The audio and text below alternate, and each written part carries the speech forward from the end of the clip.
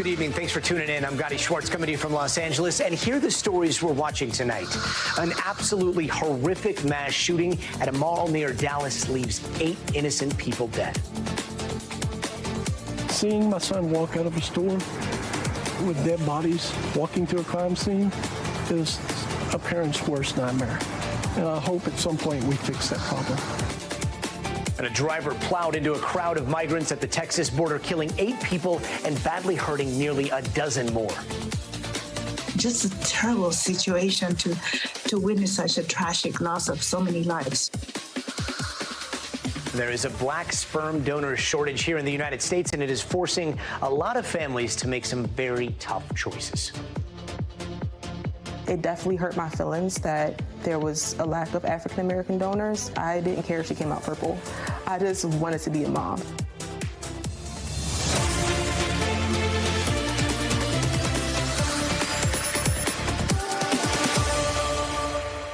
And tonight we begin with 2 massive tragedies out of Texas. One, a horrific killing of migrants standing at a bus stop. The other, a mass shooting of people out for a weekend shopping trip at the mall. The shooting happening in Allen, Texas, where a man opened fire on families at an outlet mall, killing 8 people and hurting 7 others. Authorities have identified the shooter as 33-year-old Mauricio Garcia. Police say he was a neo-Nazi sympathizer who was killed by a police officer who happened to be at the outlet mall. And here's how witnesses described it. There's this guy dressed in all black, wearing a vest, has an assault rifle, and he's just shooting at people. There was dead people on the floor. A lot of people, they were like, hiding. And as I was going around, they told me to get away, to move out. And I kept on telling them, I'm looking for my daughter. No dad should have to see his son walk out of a store with his hands up, past 3 bodies. That's just not something we should have to, as parents, have to face. And if you think your community is immune, Allen is one of the safest cities in the United States, and it happened in Allen.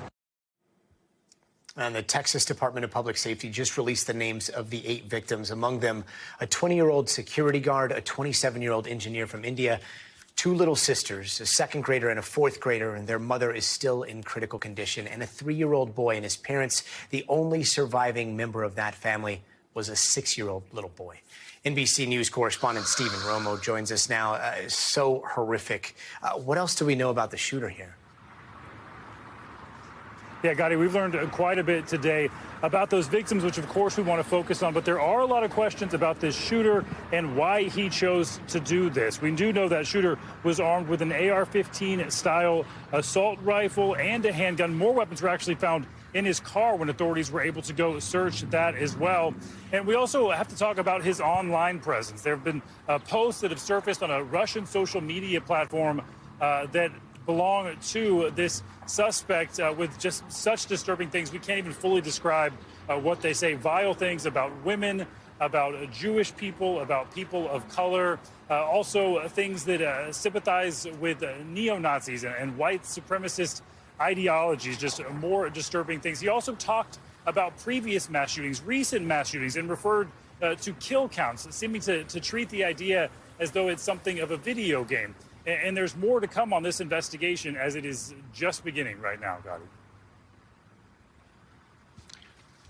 And this isn't Texas's first shooting this month. This is a time that we hear again and again politicians and leaders coming forward saying that this is a mental health problem, not a gun problem. What are we hearing from those who lived through this?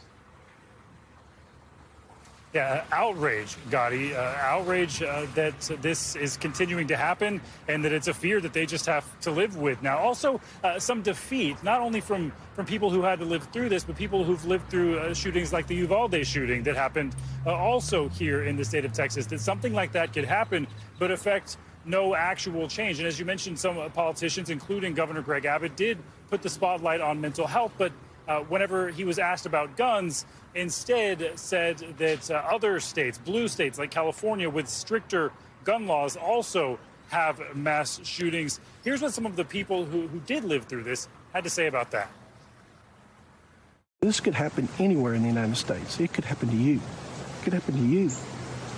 Okay? And we're not immune from it. And last night I was processing a lot of emotions. I was heartbroken. Today I'm mad. Mental health didn't fire that gun. Okay? Those people were killed with bullets. I saw the bullets. Okay? That's what killed those kids. Maybe he had a mental health issue. Maybe it was treatable.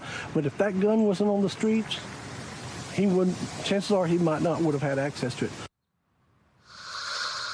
That gentleman you're hearing from there was one of the first on the scene to see just the carnage left behind that we can't even describe. The way he put it is just so horrible to think about, Gadi. Just so many people left dealing with this aftermath. Stephen Romo, thank you. And now to the other tragedy we're watching out of Texas in Brownsville, where a man drove a Range Rover into a crowd of migrants, killing 8 of them. He's now being charged with manslaughter. Police say the driver is 34-year-old George Alvarez. His car ran into 18 people as they were waiting at a bus stop near a migrant aid facility. Several friends of mine, about 20 to 25 of us, were waiting for the bus to go to the airport. A woman in a white car came by and said for us to move, and another car behind her came toward us at full speed, yelling profanities at us and ran us over. They were coming at about 60 miles per hour, and when they saw all of us migrants standing there, they accelerated. Now, so far, police say they haven't been able to confirm whether the driver had been yelling anti-immigrant slurs, but investigators are saying that he ran a red light, lost control, flipped, and plowed through that crowd. Let's bring in NBC's Gabe Gutierrez, who's at the scene now in Brownsville, Texas. Gabe, you've been talking to people who were right there. What did they see? Well, Gadi, you just heard from some of those migrants. They're stunned. This is a community that just would never expect this to happen right in front of this shelter. And they describe just a horrific scene when that SUV came barreling towards them. As you said, they said that the suspect appeared drunk, although police, again, have not confirmed that based on their waiting for toxicology reports. But take a listen to what some more of what one of those migrants told me earlier today. Tantos países de Venezuela para acá que vamos a pasar como 6 países dándole que no se va a morir aquí, ya llegando ya al final. Es rudo, es rudo. Tremenda lástima. De tanto luchar tantos países que pasamos, no, porque todo el mundo que llega aquí, su destino aquí a ser un americano para trabajar para sus familiares. Y mira cómo quedaron. Again, this migrant community is still struggling to understand how this could happen. And Gadi, I should also point out that it is such a community that is on edge because just a few hours ago, we saw some commotion, migrants rushing inside the shelter. And the reason why is as they were yelling out, "Gun, gun." And it turns out that police had just received a report that a man driving by had brandished a weapon while driving by that migrant shelter. Police are now investigating that report. They actually arrested a man on a drug charge, but they are investigating whether he might have had a weapon on him. They're still looking for that weapon. But again, tension's very high in this community, Gadi. So taking cover even after all of that happened. Gabe, the driver, we understand he's got a pretty long criminal history, right? Yeah, that's right. A very long criminal history that the authorities detailed today includes theft, DWI, evading arrest, burglary. At this point, though, as you said, he is now charged with 8 counts of manslaughter, 10 counts of aggravated assault. But he was certainly someone who was well known to law enforcement here. As we understand it, we do not know if he's retained the lawyer, and he has not yet entered a plea at this point, Gadi. Gabe Gutierrez, thanks so much. Border states are prepping for the end of that COVID-era immigration rule, Title 42. They are expecting a major spike in migrants crossing the U.S.-Mexico border. And today, Texas Governor Greg Abbott said tactical border forces are going to be sent to hotspots. They will be deployed with the equipment and tools that will be needed for them to be effective. It includes aircraft, it includes boats on the water, night vision, as well as riot gear to prepare for anything they may encounter. Now, Title 42 is that law that basically allows Border Patrol agents to turn away migrants citing health concerns. But even with Title 42 in place, the numbers have been skyrocketing in recent weeks, up nearly 25% in March from the month before, currently sitting at about 7,000 encounters per day. NBC News correspondent Gadi Venegas joins me now. Gadi, we've heard from Governor Abbott in Texas. We also heard from Katie Hobbs in Arizona, who said that the federal government isn't prepared for the surge. But you're in California. It looks like you're right there along the wall, along the fence. What are you seeing? What are you hearing? Gadi, we're right between San Diego and Tijuana. There's two barriers here. This is the second barrier, and what we're seeing is hundreds of migrants that have camped out in this area. There's another barrier that separates the U.S. and Tijuana up there. So these are migrants that went over the first barrier, camped out here, and their intention is to then turn themselves in to Border Patrol agents. You know, you mentioned even under Title 42, we've seen a surge of migrants arrive in the border. That's because as Title 42 was put in place, Latin America and countries around the world suffered through an economic crisis. And of course, there's other political reasons for people from, say, Cuba, Nicaragua, and Venezuela that has also forced them to come to the border, because most of the migrants, Gadi, tell me they don't understand what Title 42 is or what it means to change policy here. They say they're coming because the current situation in their countries is just not like they can't live in their countries, right? They say some of them, they don't have enough money for food, or they're fleeing for reasons that somebody was killed in their family. I spoke with someone who said they were being extorted. So a number of reasons. We can actually show you these lines are being formed, by the way, as I speak to you. Border Patrol agents are lining them up. These are migrants that intended to turn themselves in to Border Patrol agents and seek asylum. But because Border Patrol agents tell me their facilities are at capacity, the migrants have been waiting here, some of them for days, because Border Patrol says they just can't process them fast enough. It looks like right now they've lined them up to process some of them. Now, every day we get more migrants, and every day Border Patrol agents take some of them. We're going to play a conversation, a part of a conversation that I had with a migrant from Venezuela earlier today. Regresar a México, ¿qué vas a hacer? Seguir intentándolo, porque es la única opción. Devolvernos es peor. He says if they expel him back to Mexico, he'll keep trying, because going back to Venezuela is not an option. No es la única opción porque se acercan los días y no sabemos, estamos en incertidumbre como todo. He doesn't understand what will happen when Title 42 is lifted. ¿Tienes familia o amigos en Estados Unidos? Tengo una madrina que me está esperando si Dios quiere. He's got a godmother in the U.S. that will be his sponsor if he can talk to the Border Patrol agents and seek asylum.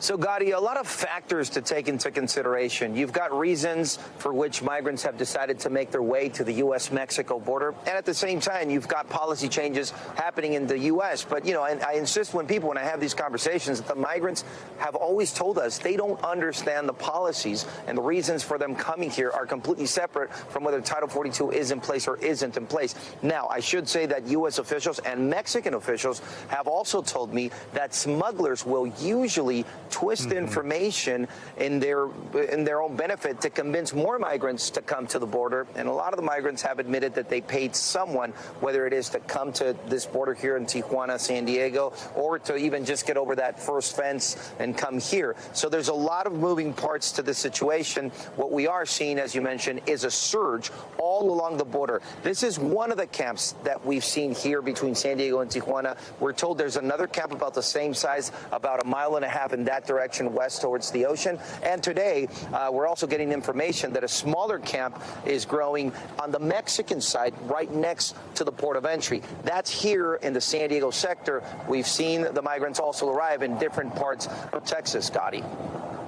It's fascinating reporting, Gadi. You know, oftentimes we see what's happening in Texas, that in areas where there's not necessarily a border fence like you see behind you, those are places where the river almost acts like a fence. Arizona, same thing. But it's not just one fence. You're talking about two fences where you are. I can see Border Patrol just pulled up right behind you. And so I got a question. The fence that's separating you right now from the United States, behind you is no man's land, and then there's another fence, and then Mexico's on the other side. Is there free passage into this no man's land, or is this something that, you know, people are finding a hole through the fence to get to the camping spot, which is what you see behind you? So, Gadi, let me explain. It's all the United States. This is the United States. This no man land is also part of the United States. Essentially, the true separation between Mexico and the U.S. is that second fence you're seeing up there. So essentially, these migrants have illegally crossed into the United States to then be apprehended by Border Patrol, which under Title 42 is what migrants have been doing. Entered the country illegally to then surrender to Border Patrol and request asylum for humanitarian reasons, right? Because under Title 42, the migrants were being turned away at the port of entry. So yes, this is no man's land because they're isolated. They've found a way to get over that first fence, but now they're here for days without food, without water, without power for their cell phones. So humanitarian groups have been giving them food. In fact, look at this. This is a table that has been set up where humanitarian groups will grab their phones, charge them, and bring them back. These are all their names. When they come back to get their phones, they get their phones. So these are the ways that these people, these individuals, these migrants have been able to stay here for 2 to 3 days, waiting for Border Patrol to come and take them to go get processed. And hopefully what they're hoping that they can request asylum and remain in the United States with that parole that is given to those that are allowed to remain under this asylum process. Others will be expelled back to Mexico. Gadi.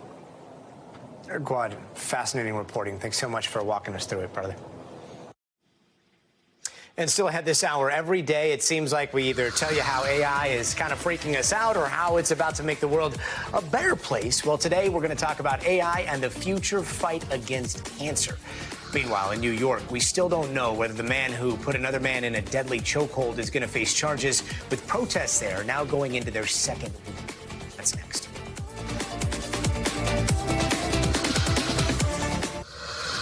Welcome back. Here are some of the other headlines we're watching tonight. Police in Las Vegas are investigating a shooting at a middle school today. One adult was hit and taken to the hospital. No students were hurt, and no one has been arrested.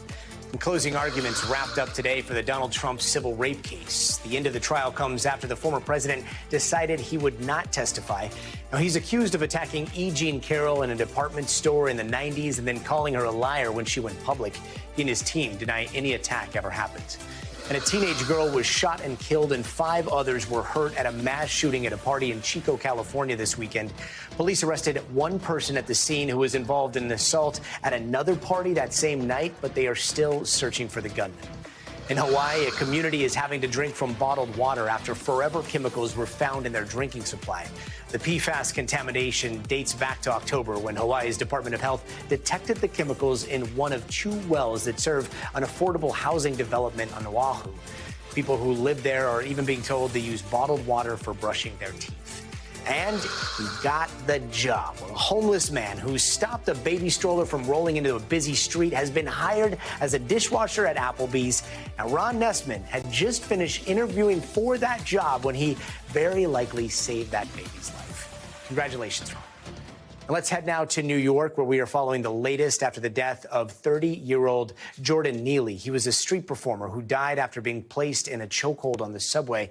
So far, no one has been charged, and people have been protesting, even temporarily shutting down a subway station over the weekend. In a statement today, Neely's family said the man seen choking Neely needs to be in prison. NBC's George Solis has more on where the investigation stands. Yeah, that's right, Gadi. And we do know that the DA's office is still investigating this case. Some new reporting courtesy of our Jonathan Deese. The DA's office telling us that they are not expected to make a decision on whether or when to present the case to a grand jury until later this week. That said, the office directing us to their statement from last week, which said in part that a senior prosecutor has been assigned to this case to review a matter of evidence in this case, including the medical examiner's report, which did show that Jordan Neely died as a result of that chokehold. We will also be looking at a number of 911 calls, as well as any other videos that may have been presented and witnesses that were on board that train that say that Jordan Neely was acting aggressively. The other part of this, of course, we know are the demonstrations that have taken place throughout the week, including some on Saturday, where demonstrators were on the streets demanding some level of accountability. They also went down to the subway to protest. We know that a number of people were arrested, 13 according to New York City officials. Many demonstrators say they will continue to protest until the man accused of Jordan Neely's murder, the 24-year-old Marine veteran Daniel Penny, is charged with the murder. And I want you to take a listen to what some of the demonstrators and Jordan Neely's attorneys had to say. Any person knows that if you are stopping someone for breathing for 15 minutes, they're going to die. So I don't care about the statement. I don't care about the blanket that they're trying to throw over him. I don't care that his dad was a cop. I don't care. We don't care. We don't care. We want him held accountable. He needs to be arrested. He needs to be tried, and he needs to be in prison. Even to say who he was as a person and what his history is, it had nothing to do with this incident. So what we're asking is, why did Daniel Penny get the benefit of doubt? We know because the coroner ruled it a homicide. We know for a fact that he killed Jordan Neely. If there's a defense to it, charge him and let him bring that defense. Now, we should note that Daniel Penny's attorneys have released a statement of their own saying that Daniel Penny never intended to harm Jordan and saying that he basically acted in self-defense. Jordan Neely's attorneys firing back with a statement of their own today saying, in part, Daniel Penny's press release is not an apology nor an expression of regret. It is a character assassination and a clear example of why he believed he was entitled to take Jordan's life. In short, his actions on the train and now his words show why he needs to be in prison. Now, we should note that Jordan Neely also had a history with the NYPD, being arrested several times, but it also calls into question the mental health component of this investigation, as well as homelessness, both which have been addressed by the attorneys as well as New York City officials. And we should note as well that the demonstrations are scheduled to continue, including one tonight by demonstrators who plan to head down to the subway where Jordan Neely lost his life, saying they will continue to keep this effort when and if the DA's office decides to file charges. Back to you. George Solis, thanks so much. And tomorrow there could be a big budget showdown at the White House between top Democrats, Republicans, and the president. Now, the goal is to try to work out a deal on whether the U.S. should raise the debt limit again so the government can basically pay the bills. And they've got till June 1st to pass a solution. And if they don't make a deal, it could impact all of us. If unsettled, short-term estimates have about hundreds of thousands of people could lose their jobs. Long-term estimates, more than 3 months or so, over 3 million people could lose their jobs, and the stock market could fall as much as 45%. Joining us now is NBC News senior Capitol correspondent Garrett Haight. Garrett, where do negotiations stand right now? Well, the problem, Gadi, is right now they're nowhere. Both sides are really dug in here. House Republicans say they've passed a bill which would raise the debt ceiling for more than a year, but it comes along with some pretty significant spending cuts that Democrats say are a non-starter. So Democrats are dug in. They say Republicans need to get on board, raise the debt ceiling without any preconditions, as has been done many times in the past, to avoid any kind of financial calamity, and then have this discussion later about what the spending level should be. As they walk into this meeting tomorrow, both sides are kind of really locked into these positions. It's hard to see how they're going to get shaken off of it by anything except that ticking clock as we get closer and closer to the date where this could tip over into a really serious financial problem. Garrett, this seems like one of those situations where tomorrow you're going to be checking in and they're going to be like, oh, progress is being made, and they'll give you kind of like these canned lines. But I got to ask, I mean, you've been there for quite some time. How are you going to know whether progress is going to be made or whether they may be hitting a snag? Well, look, I think both sides are going to have to offer something here. I've covered a million of these, Gadi, and the most likely outcome here is probably a short-term fix to buy more time. That's the kind of thing I'm going to be looking for. Just the fact that they're getting into a room here is a good start. But Washington doesn't do anything quickly, and it doesn't do anything without a hard deadline. They've got the deadline in this case, but they may not be able to move quickly enough to get this done, even if they want to. The House and Senate are only in together at the same time for something like 8 days between now and the deadline. And Joe Biden's going to spend a week of that time in Asia. So what I think you're likely to see, what I'm going to be looking to see, is an agreement to keep talking, perhaps keep talking even into the fall. That's when budget negotiations are supposed to happen. And the White House would love to be able to say, we're talking about spending, but we didn't bend on talking about the debt. We want to do this all at once. Let's do it in September. It's kicking the can down the road. It is the Washington way. Those are the tea leaves, according to Garrett. I know our friend Stephanie Ruhle asked President Biden about a plan B, right? Let's take a quick listen. You have a very strong economic recovery story, but this is a very volatile Congress. There are members of Congress that might be okay with us defaulting because they think it could hurt you more politically. Given that, Are you prepared to invoke the 14th Amendment and blow through the debt ceiling? I'm not gotten there yet. Okay. Again, reading between the lines, Garrett, what does that mean to you? Yeah.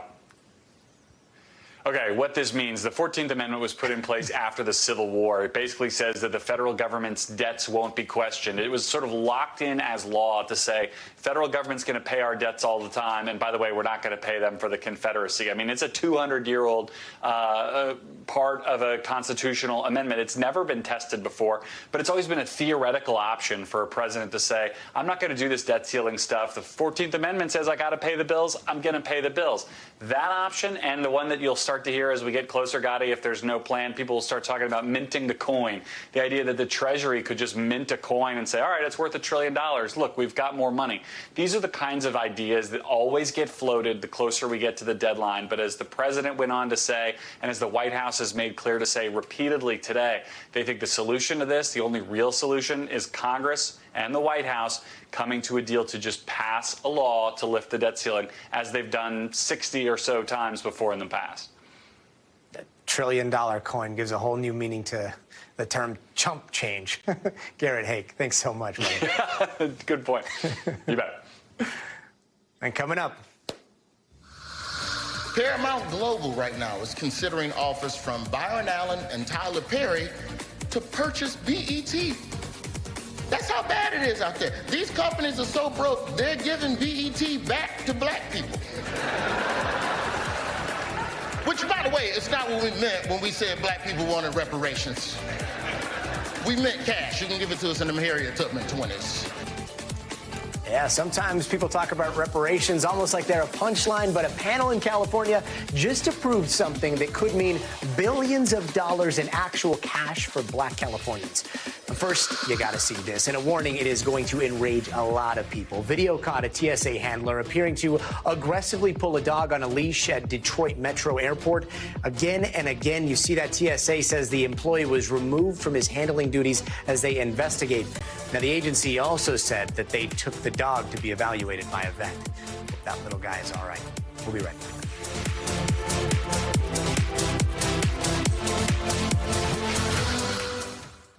And welcome back. Let's get you caught up in 30 seconds. A shooter killed at least 8 people at an outlet mall in Allen, Texas over the weekend before he was killed by police. Investigators are now looking into possible neo-Nazi beliefs in extreme social media posts from the shooter. Also in Texas, a driver plowed an SUV into a group of migrants at a bus stop in the border town of Brownsville. The driver was charged with 8 counts of manslaughter. And the government has until June 1st to reach a debt ceiling deal. If they can't get it done, the White House says hundreds of thousands of people could lose their jobs. And Alec Murdaugh is serving 2 life sentences for killing his wife and son. But now his lawyers are admitting that he lied about the death of his former housekeeper as well. Now, exactly how she died still is a mystery, but a new $3.4 million lawsuit has the case back in the headlines. And NBC correspondent Katie Beck has this story.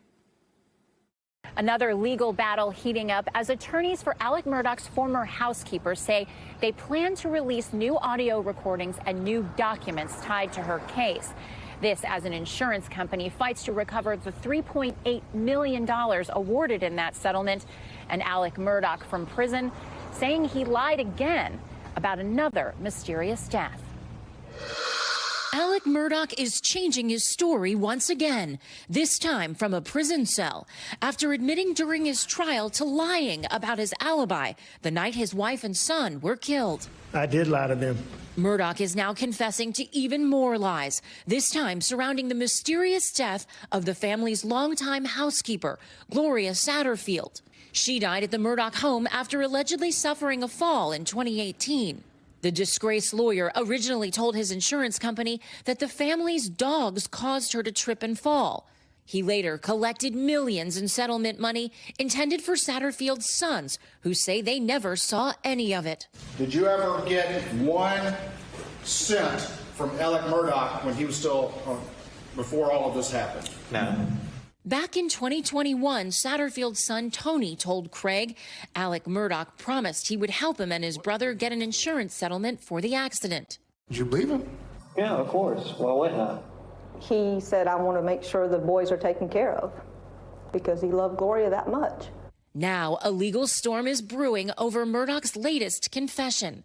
In a new statement made in response to a recent lawsuit filed by an insurance company looking to recover the $3.8 million it paid Murdaugh for Satterfield's death, Murdaugh now claims he fabricated his initial story, writing, "No dogs were involved in Satterfield's death," adding he invented the situation to force his insurers to make a settlement payment.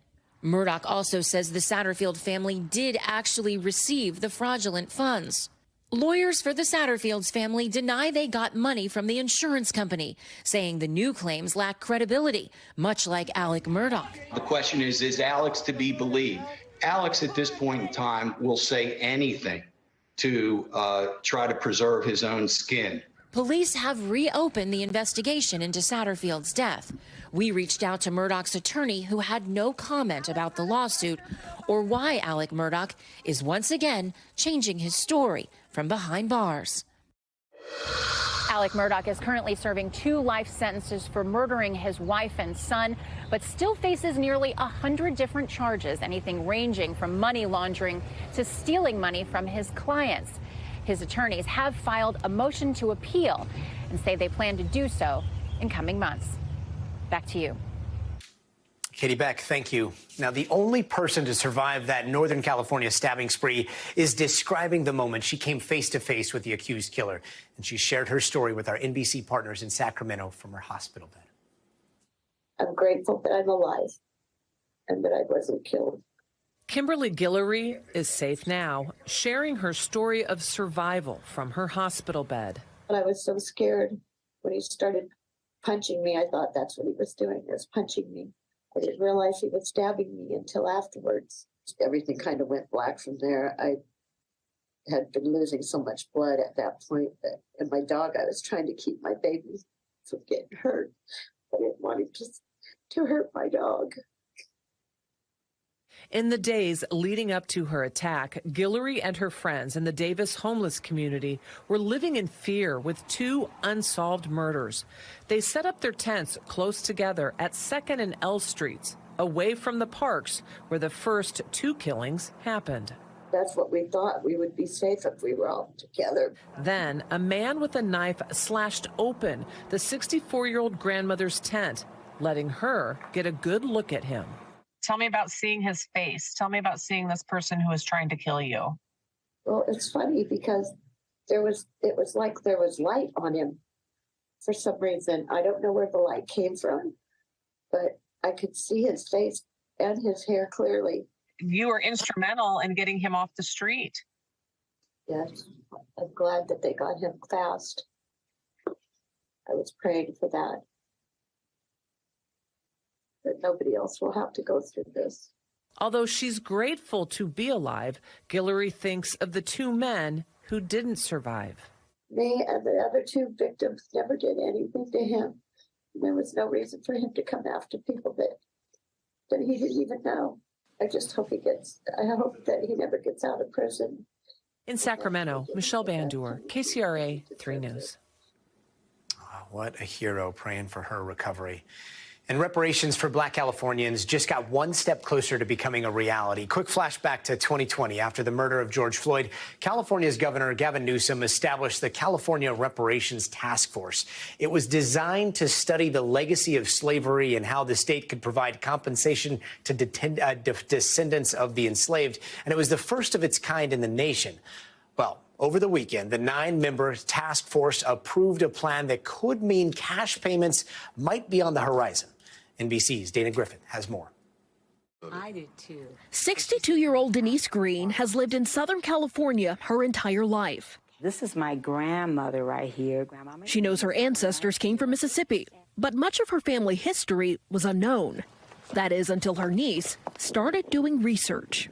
Here's the 1880 census. Adrienne Abiodun is a professional genealogist in Tampa, Florida. But even she spent 2 decades and thousands of dollars before uncovering the name Philip Branch. So Philip Branch is my 4th great-grandfather, and he was an enslaved person.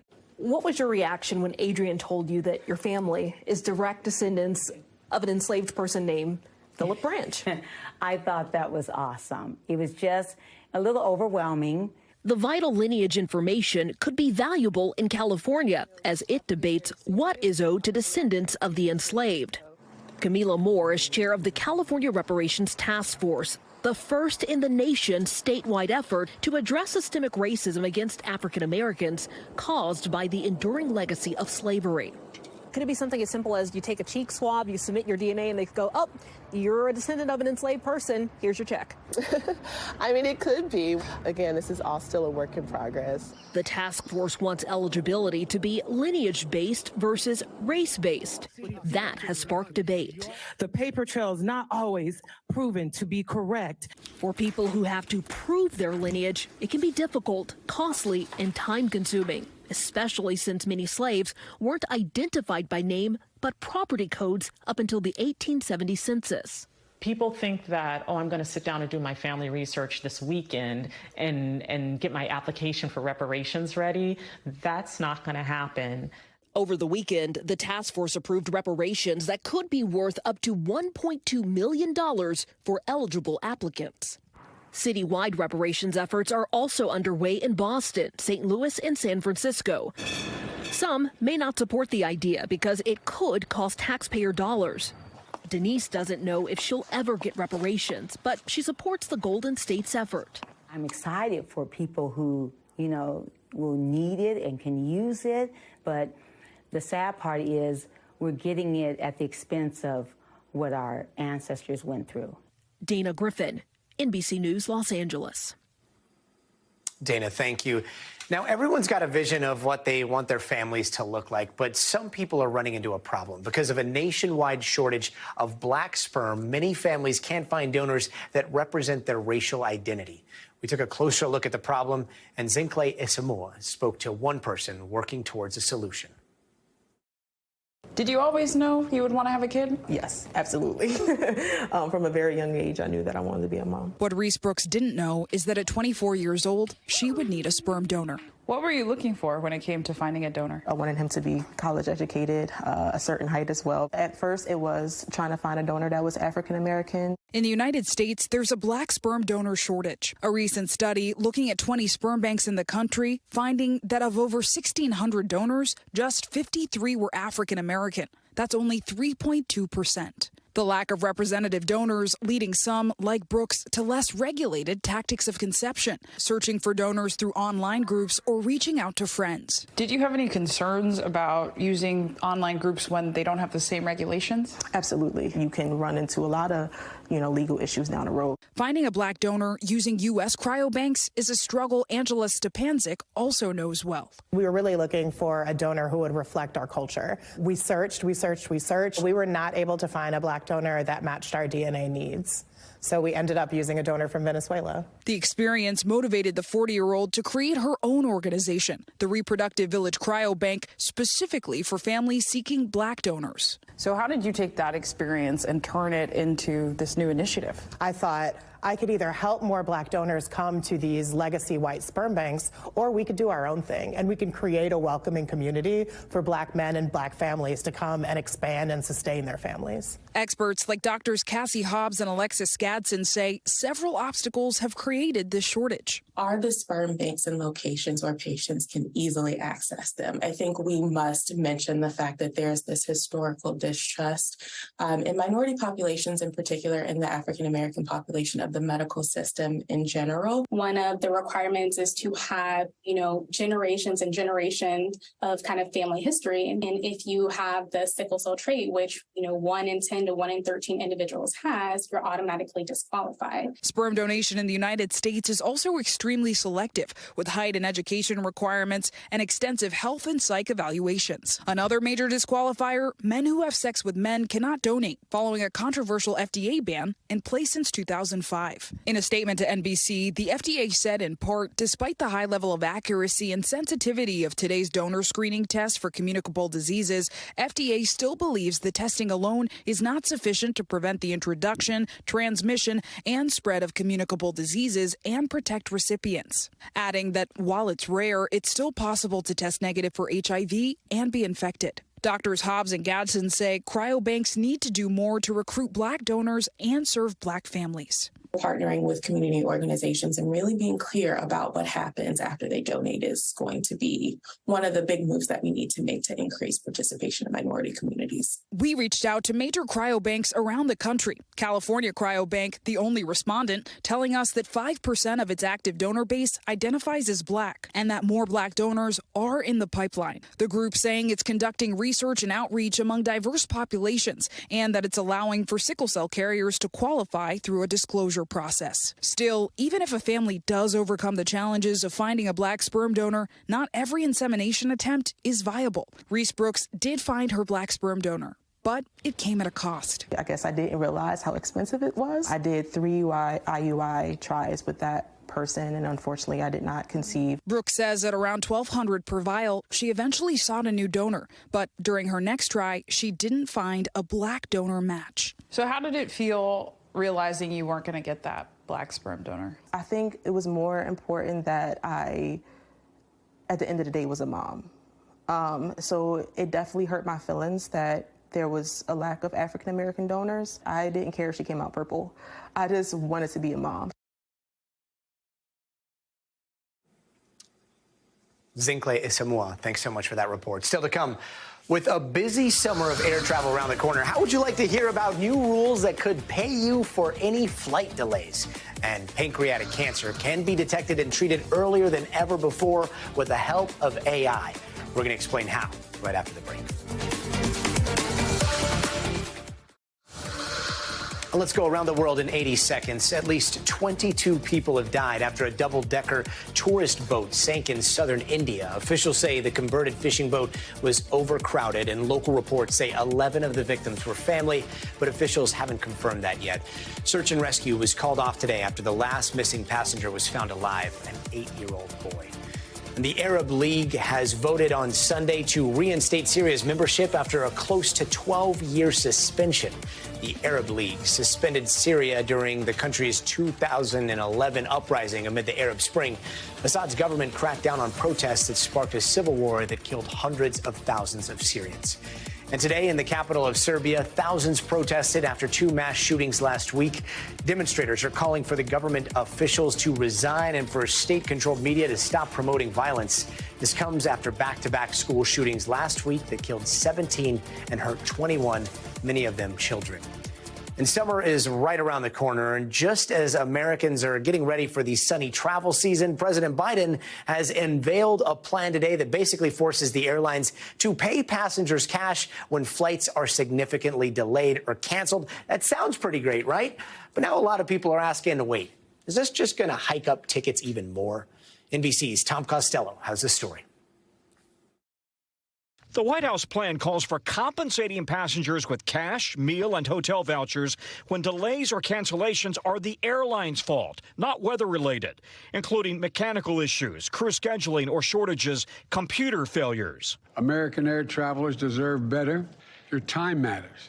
Impact on your life matters. The proposed rule comes after last summer's travel chaos when 20% of flights were delayed. It's stressful, and it's a lot of money that you don't get refunded. Then Southwest Airlines' mega meltdown over the winter break. There's no hotels, there's no rental cars, there's just people cancel flights everywhere. The DOT website flightrights.gov listing each airline's voucher and refund policies will now include whether they compensate passengers. So far, none does.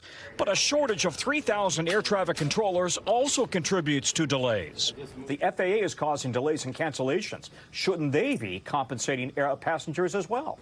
Well, when airlines make billions of dollars in profit running their business selling us tickets, they need to honor their responsibilities under that ticket. The airlines received billions in taxpayer bailout money during the pandemic, now warn the new rule would cost passengers more.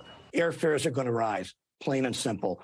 It also creates a one-size-fits-all solution that doesn't allow our carriers to compete with each other. The compensation plan will not be in effect for this summer's travel stress test. This is a proposed rule, which means the FAA will solicit feedback from passengers and the airlines, and this process will take months, if not longer, before it ever takes effect. Tom Costello, thank you. Before we go, Eureka! California might be on the cusp of the biggest gold rush in years, and prospectors can thank Mother Nature. We've got much more ahead, so stay tuned.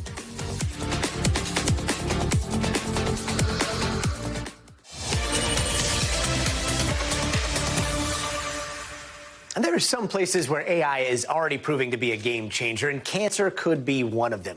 A new study published today in Nature by Harvard researchers found that an AI model was able to accurately predict people at the highest risk for pancreatic cancer. And not only that, but they did so with 3 years before a typical diagnosis. Now, 3 years is incredible because more often than not, by the time pancreatic cancer is detected, it's usually too late for any type of meaningful intervention. In fact, the 5-year survival rate for pancreatic cancer is much lower than lung, colon, and kidney cancers. And according to the National Cancer Institute, more than 50,000 people will die this year from pancreatic cancer. With us now is NBC medical fellow Dr. Akshay Syal. Dr. Syal, you spoke directly with the author of this study. How are they characterizing this? Good evening, Gadi. Yeah, so the authors of this study, I spoke to Dr. Chris Sander over at Harvard Medical School, and, you know, they're very excited about this. This, as you said, pancreatic cancer is a cancer that by the time it shows up, it's too late to really do anything about it. The 5-year survival is just 12%. So for years, researchers have been searching for a way to diagnose this ahead of time. If we can catch it early, maybe we could give some meaningful treatment, because surgery in the early stages can actually have a meaningful impact. And so what these researchers found was just looking at basic diagnosis codes, meaning that every time you go to the doctor, they put a little code in diagnosing you with something. So just by scanning 20 or 2,000 of those codes, they were able to predict those at the higher risk of pancreatic cancer up to 3 years before a diagnosis. So very exciting, Gadi. Wait, so we're not talking about going in and getting like a full, I don't know, full body scan or taking tests or anything. This is just based off of your history, taking that data, taking that information, plugging it in, and then you've got 2,000 different things that it's looking for. So that's where it comes from? Just basically paperwork? Yeah, when you put it like that, exactly. It doesn't require any special imaging. They're not saying go out and get an MRI of your belly and we'll see if we can predict it. They're just using stuff that they already have on file, and they were able to do so. So it's really not much more additional work for the patient, which is what I think makes this one so interesting, Gadi. Yeah, so exciting. So how soon could we start to see our doctors using this at our general practice? So I talked to the researchers about that, and Dr. Sander telling me, you know, they really need to validate this further. And one thing they're really looking to do now is, you know, they didn't actually take into account what medications patients are on. So now they're going to start to dive through the prescription database, further characterize that machine learning AI algorithm, and see if we can get an even more accurate prediction. But pancreatic cancer, one of the hardest cancers to diagnose early because it's buried in your belly. So, Gadi, really anything at this point, we're looking forward to improving treatment and survival.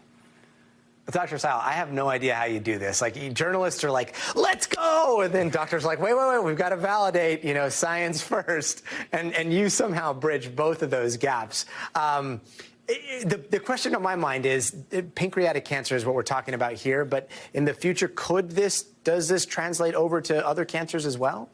Yeah, you know, we're seeing AI being used to predict cancer. I mean, we saw there was a study not too long ago by an affiliate of Harvard, Mass General, that looked at lung cancer. They looked at low-dose CT scans, something that a lot of smokers get, and they actually were able to predict lung cancer 6 years ahead of time before the cancer actually developed. So it's pancreatic cancer, it's lung cancer, and hopefully many more to come. Very promising. Dr. Akshay Syal, thanks so much, brother. Anytime. And they say everything old is new again. But here in California, the latest resurgence isn't a fashion trend from the 90s. Fresh out of the 1850s, it's a California gold rush. And here is Steve Patterson with the coolest assignment of the day. It was the perfect storm, a winter of pounding rain and mountain snow.